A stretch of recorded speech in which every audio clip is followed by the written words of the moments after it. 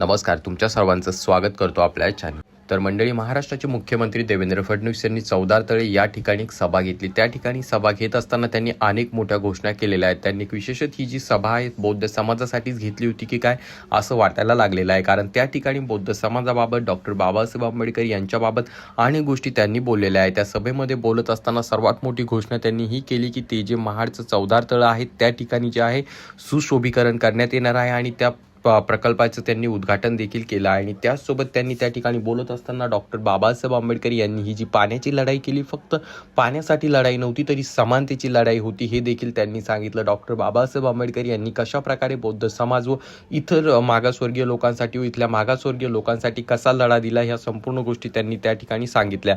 आणि त्यांचं ते भाषण जे आहे वाऱ्यासारखं व्हायरल होत आहे. जर तुम्हाला ते भाषण पाहायचं असेल तर कमेंट बॉक्समध्ये तुम्हाला त्या ठिकाणी त्याची लिंक मिळेल किंवा खाली तुम्हाला ज्या डिस्क्रिप्शनमध्ये ज्याची लिंक मिळेल त्या ठिकाणी जाऊन तुम्ही नक्कीच ते भाषण पाहू शकता.